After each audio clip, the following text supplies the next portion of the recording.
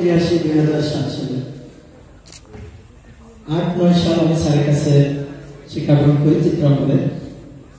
আপনারা জানেন যে বর্তমানে এমপি সাহেব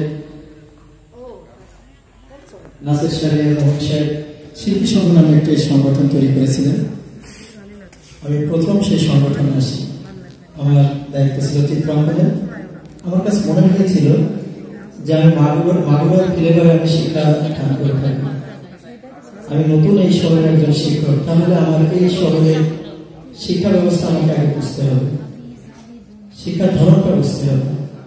যার ফলশ্রুতিতে আমি আমার শিক্ষাগুরু বুলবুল চৌধুরী স্যারের কাছে আমি সান্নিধ্য গ্রহণ করি। আমি দীর্ঘদিন স্যারের সাথে উঠা বসা করি, দুজন চারুকলা থেকে বের হয়েছি। স্যার সরাসরি আমার বাবা মরহুম বীর মুক্তিযোদ্ধা শেখ আজিজুর রহমান আজিজের খুব কাছের মানুষ। আব্বুর কাছে সারা জীবন আমি ওনার গল্প শুনেছি।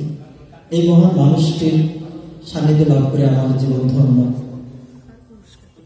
এই মানুষের স্মরণে এবং অন্তর একাডেমির 44তম প্রতিষ্ঠা বার্ষিকী উপলক্ষে আমি জেলাব্যাপী চিত্রাঙ্কন প্রতিযোগিতার ব্যবস্থা করেছিলাম। আমার একটি এক্সট্রা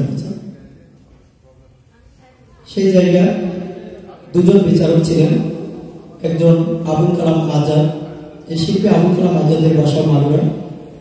আরেকজন বিচারক ছিলেন, ইনিও চারুকলার শিক্ষক, রুবিউল ইসলাম শুভ, এবং সংগঠনে ছিলেন মেরিনা মিস।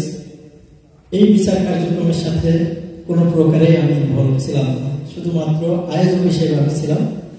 যখন আমাদের রেজাল্ট সর্বোচ্চ স্বচ্ছতার সাথে এবং পবিত্রতার সাথে আমরা তৈরি করতে সক্ষম হয়েছে বলে আমরা মনে করি।